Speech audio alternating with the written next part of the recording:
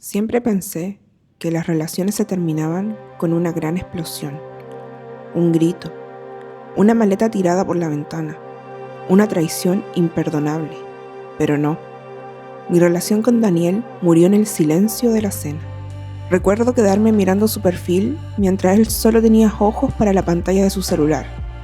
Yo estaba ahí, frente a él, y sentía que era invisible. No quería rogar, no quería decir, oye, mírame, estoy aquí, háblame, porque aprendí por las malas que los cambios reales son internos. Si tienes que pedirle a alguien que te preste atención, ya perdiste.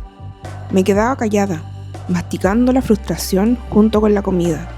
Esperaba que, mágicamente, él dejara el teléfono y me preguntara cómo me sentía. Pero ese milagro nunca ocurrió. En lugar de eso, recibía frases que me calaban los huesos. Esfuérzate más, Valentina. Tienes que suplir tu falta de belleza con otra cosa. ¿Saben lo que esa frase le hace a una mujer de 24 años? Te rompe la brújula. Empiezas a caminar de puntillas por tu propia casa, pidiendo perdón por existir, tratando de ser suficiente para alguien que decidió que nunca lo serías. Mi primera relación, mi primer referente de amor, y era un campo de minas. Él trabajaba por turnos y en los periodos de descanso se quedaba solo los primeros 2 días conmigo. Luego se iba a su ciudad a estar con su familia de origen. Y yo me quedaba en un limbo. Le escribía un mensaje, un simple te extraño, y veía cómo pasaban las horas, los días, las semanas. El silencio de Daniel era un ruido ensordecedor que me decía, no eres prioridad. Y en ese silencio, en ese hueco que él dejó, fue donde Gabriel empezó a existir. Gabriel no llegó derribando puertas, llegó como un auxilio mecánico, una casualidad de carretera que terminó siendo el principio de mi naufragio.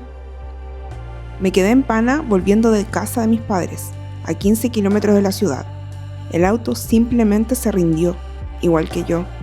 Recuerdo el silencio de la ruta y esa sensación de que nadie vendría, pero él se detuvo. Gabriel fue quien bajó de su auto, quien me aseguró que estaría bien, quien cerró mi puerta con llave y me llevó hasta mi casa. Intercambiamos números por pura necesidad técnica. Él prometió volver al día siguiente por el auto, y yo necesitaba creer en esa promesa. Después vino el ritual de los favores. Lo acompañé al mecánico, pagué el almuerzo para saldar la deuda, intentando convencer al universo y a mí misma de que aquello era solo una transacción de cortesía, pero el auto seguía fallando, o quizás el destino se encargaba de que así fuera. Él volvía a aparecer, volvía a acompañarme, y yo, que no tenía a quién más recurrir para que me ayudara con los fierros viejos, no pude evitarlo, o no quise. Los almuerzos pasaron a ser cafés, y las quejas del trabajo se convirtieron en confesiones de madrugada. La química era un ruido de fondo que yo intentaba ignorar, pero estaba ahí, evidente, llenando los espacios que Daniel dejaba vacíos. Al final, no fue una elección consciente, fue la inercia de alguien que se siente sola y encuentra una mano extendida en medio de la carretera. Con Gabriel todo era fácil, no había que suplir nada. Empezamos hablando de lo más simple, de lo cotidiano, de esas cosas que Daniel consideraba tonterías. De ayuda mecánica se transformó en confidente. Le contaba sobre mi rutina de skincare, sobre esa crema que moría por comprar, pero que era carísima. Le hablaba de la muela que me dolía y que tenía que arreglar, o de la comida de mi hámster que se estaba acabando. Cosas pequeñas, ¿entienden? Pero él escuchaba. Él me contaba de su trabajo, de lo mucho que le preocupaba a su primo enfermo, de las fricciones con su familia. Cuando Daniel me ignoraba por semanas, Gabriel me preguntaba si había comido.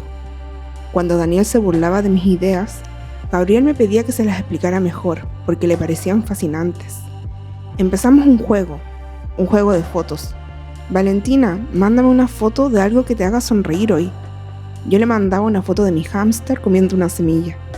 Él me mandaba una de su gata durmiendo al sol. Parecía algo inocente, ¿verdad? Pero no lo era. Era nuestra forma de decirnos, te estoy pensando en este momento exacto. Yo sentía que estaba pecando, me sentía una mujer infiel solo por sonreírle a la pantalla de mi celular. porque mientras Daniel me hacía sentir pequeña, Gabriel me hacía sentir visible. Y la visibilidad es una droga muy potente para alguien que vive en la sombra. Se siente extraño admitirlo, pero me sentía más acompañada por un mensaje de texto de Gabriel que por el hombre que se sentaba frente a mí en la mesa. Empecé a darme cuenta de que el amor no son grandes gestos heroicos, sino el interés genuino por saber si ya te compraste esa crema o si ya no te duele la muela. Mi hermana quedó embarazada, un embarazo difícil. Tuve que viajar 15 horas a otra provincia para cuidarla. Daniel me dio un beso frío en casa, de esos que se dan por compromiso en la mejilla, y me dijo: bueno, me voy con los chicos a tomar algo. Ya nos vimos hoy, no hace falta que vaya a la terminal. Me quedé sola, con mi maleta y un nudo en la garganta que no me dejaba tragar. Fui a la terminal por mi cuenta. El frío de la noche se me metía por la chaqueta y de repente, entre la multitud, lo vi. Era Gabriel. No tenía que estar ahí, no era su responsabilidad. Pero traía una bolsa de comida para el viaje y un paquete pequeño envuelto en papel de regalo. Es ropa para el bebé, me dijo. En ese momento, mi integridad libró una batalla campal contra mi deseo. Tenía tantas ganas de besarlo. Quería agarrarlo de la chaqueta y decirle: llévame contigo, no me dejes subir a este bus. Lo abracé, con una fuerza que me dolió en el pecho. Sentí su perfume, su calor y me solté. Me subí al bus y lo vi por la ventanilla hasta que se volvió un punto diminuto. Lloré las primeras 3 horas del viaje, no por irme, sino por haberme quedado en una relación donde el amor era una miga de pan y yo me estaba muriendo de hambre. Durante esas 15 horas en el bus, con la cabeza apoyada en el vidrio frío, mi mente era un caos. ¿Qué estoy haciendo mal? ¿Qué es lo correcto? ¿Cómo salgo de esto sin hacer un drama? Pensaba en Daniel y sentía una piedra en el pecho. Pensaba en Gabriel y sentía aire. Es aterrador darte cuenta de que el bueno de la historia es alguien que no puedes tener y el malo es el que tiene la llave de tu casa. Estar en la provincia fue el descenso al infierno. Mi hermana me necesitaba entera, pero yo estaba rota. Daniel me celaba, me escribía para insultarme porque no contestaba rápido, pero cuando yo le respondía, volvía a ignorarme por 3 días. Era un ciclo de tortura psicológica. Seguro tienes a otro ahí, me decía. Seguro por eso te fuiste. El estrés me explotó en el cuerpo. Una tarde, el pecho se me cerró. No podía respirar. Sentía que un elefante estaba sentado sobre mis costillas. Ganas de gritar, de correr, pero estaba atrapada en una casa ajena, con una responsabilidad ajena. Terminé en el hospital. ¿Saben qué hizo Gabriel? Me llamó. No para reclamarme nada, sino para jugar. Valentina, saca la mejor foto de la sala de espera. Me hacía reír en medio del ataque de pánico. Él me mantenía viva. Daniel, por su parte, me dijo que era una exagerada y que siempre quería ser el centro de atención, que era dramática. Ahí entendí que Daniel no solo no me amaba, sino que me despreciaba. En ese hospital, rodeada de extraños, entendí que no tenía a nadie realmente apoyándome, excepto a un hombre que estaba a cientos de kilómetros y que no era mi pareja. Me sentí merecedora de algo mejor, pero al mismo tiempo me sentía indigna de Gabriel por seguir atada a Daniel. Gabriel se despidió. Me llamó y me dijo que se mudaba, que no podía seguir esperando a una mujer que no se sentía merecedora de ser amada. Hubo un silencio largo en esa línea. Yo quería gritarle que lo amaba, que me esperara, pero no podía. Me sentía sucia, agotada. Sentía que Gabriel era un sol y que yo era un agujero negro que lo iba a terminar consumiendo. Adiós, Gabriel, fue lo único que le dije. Regresé a mi ciudad, pero Gabriel ya no estaba. Borró sus redes, cambió su número, desapareció para salvarse de mí.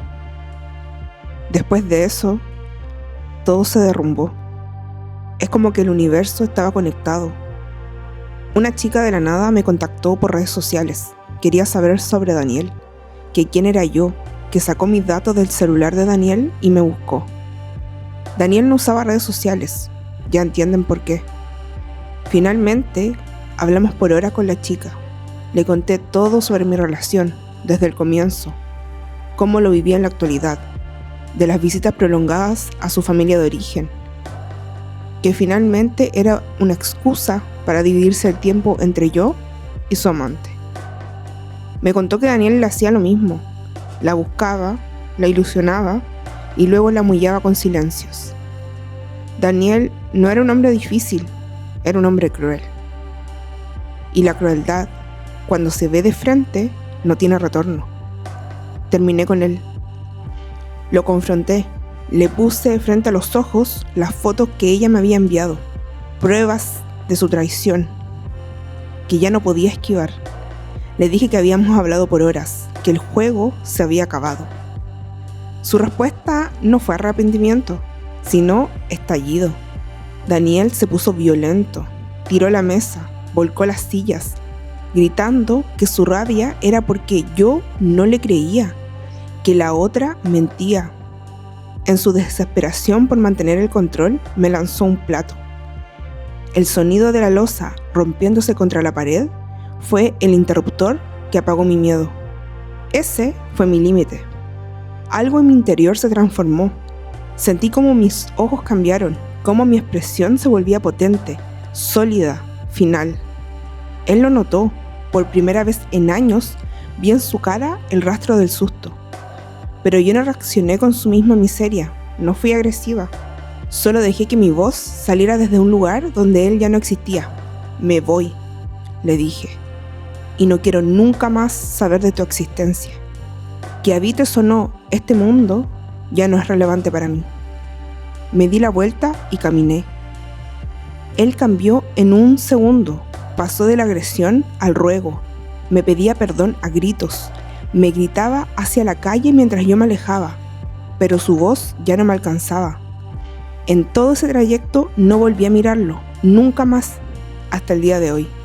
A veces me preguntan por qué las mujeres engañan, o al menos en mi caso se ven tentadas y atraídas por otros hombres estando en una relación.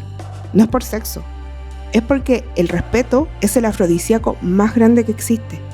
Si no respetas a la mujer que tienes al lado, no te sorprendas si ella empieza a buscar su reflejo en otros ojos que sí la vean hermosa. Si Gabriel regresara hoy, solo le diría, me equivoqué. Me equivoqué al pensar que la lealtad a un hombre que me destruía era más importante que mi propio derecho a ser feliz. Me equivoqué al pensar que quedarme callada y esperar un cambio mágico en Daniel era lo correcto. Me equivoqué al no saltar al vacío con alguien que sí sabía de qué color era mi crema favorita. Extraño abrazarlo como la última vez, pero sé que lo primero es sanar, porque una mujer no engaña solo por deseo. A veces busca a otro para recordar que todavía es humana, que todavía es bella y que no tiene que suplir nada para ser amada. Esta es mi historia. Y si tú estás pasando por algo así, corre. No esperes a terminar en un hospital para darte cuenta de que mereces a alguien que te vaya a despedir a la terminal. Pasé años creyendo que el amor era resistencia, que aguantar los silencios de Daniel eran una prueba de mi fortaleza y que rechazar la luz de Gabriel era una prueba de mi virtud. Qué equivocada estaba. La lealtad hacia alguien que te desprecia no es una virtud, es una forma de suicidio lento. No esperes a que se rompa el último plato contra la pared. No esperes a que tu cuerpo colapse en una sala de urgencias para admitir que estás sola. Si tienes que pedir permiso para ser vista, si tienes que suplir tu esencia para encajar en el estándar de alguien que no te merece, ya no estás en una relación, estás en una celda. Si hoy te sentiste identificada con el silencio en la cena o con el alivio de un mensaje que no viene de tu pareja, no ignores esa señal. A veces, el tercero en discordia no es el problema, sino el síntoma de que tu alma está buscando aire. Si te gustó este video, deja un me gusta y comenta. ¿Cuál fue ese plato roto que te hizo despertar? ¿O todavía estás esperando a que él te pregunte cómo estás? Gracias por estar aquí y escucharme. Nos vemos en una próxima historia.